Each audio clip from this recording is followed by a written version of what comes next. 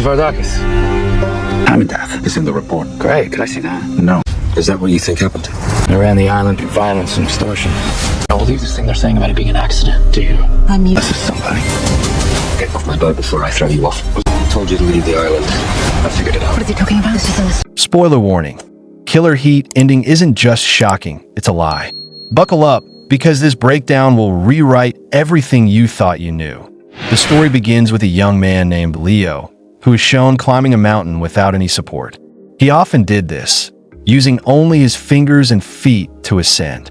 We soon learn that Leo was a successful businessman. However, something suddenly happens, and he falls from the mountain.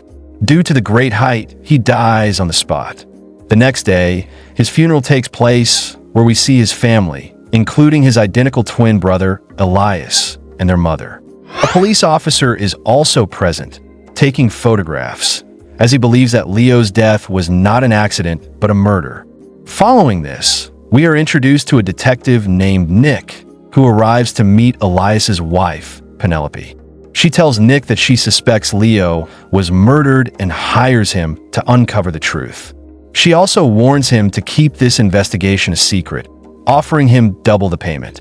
Nick agrees and is taken to a house far from their main residence, where he must stay during the investigation. She assures him that the place is completely safe and hidden from everyone. Once Penelope leaves, Nick starts his work. We also get a glimpse into Nick's past. He had a family, but he left them behind for this mission. Nick then visits the police station, where he bribes an officer to access photos of Leo's dead body and the location where he fell. Upon examining the X-ray, Nick notices that Leo's fingers were broken. Additionally, he finds out that a police officer was assigned to investigate the case. He immediately goes to meet this officer and introduces himself as a representative of an insurance company looking into Leo's death. However, the officer insists that it was an accident and refuses to reopen the case. Annoyed, the officer tells Nick to gather information from the family instead.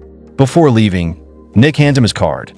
Later, Nick follows Elias to a location where he, too, starts climbing a mountain without any support, just like Leo used to. This seems to be a dangerous obsession. Nick approaches Elias under the pretense of discussing business debts, claiming that an American company is owed money by Elias's company. This leads to a conversation in a cafe, where Elias opens up about Leo's death. He mentions that he learned about it from his wife while he was asleep. Despite their fights, he still loved his brother. Meanwhile, the police officer who had previously dismissed Nick's inquiries is secretly listening to and recording their conversation from his car. After their meeting, Nick confronts the officer about eavesdropping. The officer, now suspicious, demands to know Nick's true identity. Nick evades the question and insists that solving the case is the priority. Eventually, the officer agrees to help him. He plays the recorded conversation for Nick, who notices that Elias hesitated while speaking, an important clue. The next day, Penelope meets Nick and scolds him for talking to Elias without her permission. She fears that if Elias finds out about her involvement, he could harm her. Nick reassures her and asks about her relationship with Leo and Elias. She reveals that she first met Leo while working in a bar during her college years. Despite being wealthy, Leo befriended her, which surprised her. Later, she planned to take Nick to the spot where Leo had died, hoping he might find some clues. That night, Nick visits the bar where the twins had their last fight. He questions the bartender, who is initially hesitant to speak. After some persuasion, she admits that Leo was a good man and that his death was not an accident. He was murdered. The next day, Penelope takes Nick to the isolated location where Leo fell. While inspecting the area, Nick insists that she fully disclose everything she knows. Penelope then confesses that she was unaware of Leo's twin brother when she first met him. One day, Elias, pretending to be Leo, messaged her from Leo's phone and visited her home. Unaware of the deception, she spent time with him, believing he was Leo. Eventually, she became part of their family events, but when Leo found out, he was deeply hurt. Nick then expresses his desire to speak with the twins' mother. However, Penelope warns him that security will be tight at their upcoming family party. Nick convinces her to help him gain entry. That night, Nick sneaks into the grand party on a ship, where he observes the entire family. He approaches the twins' mother, expressing his condolences, but she immediately recognizes him as a detective and warns him to stay away from her family. Elias, noticing Nick, angrily confronts him and demands that he leave immediately. With no other choice, Nick departs. Frustrated, Nick drinks heavily at a bar.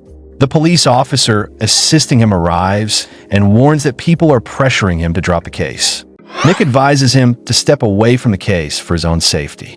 Later, Nick recalls his past, where his wife had betrayed him by having an affair.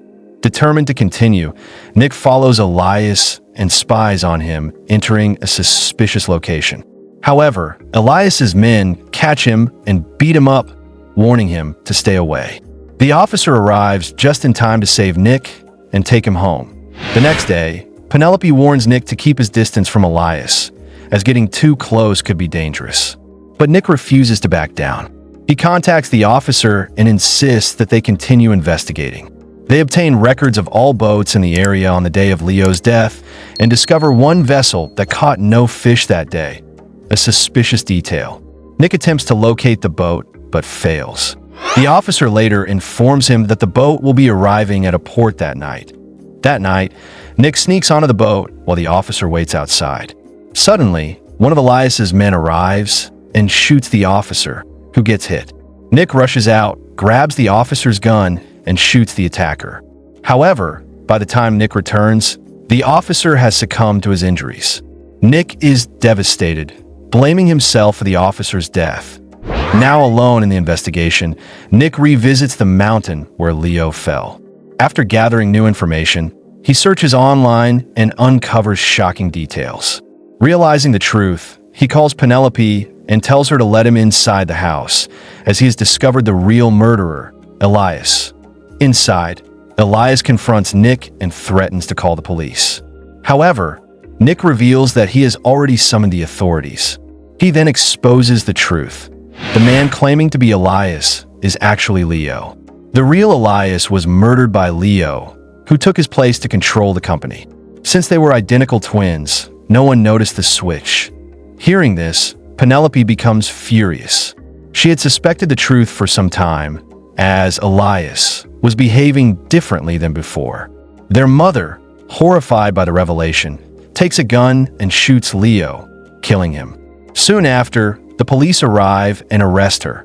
Nick prepares to leave, feeling accomplished for solving the case. However, while boarding his flight, he recalls certain details about Penelope and realizes that she was the mastermind behind the murder all along.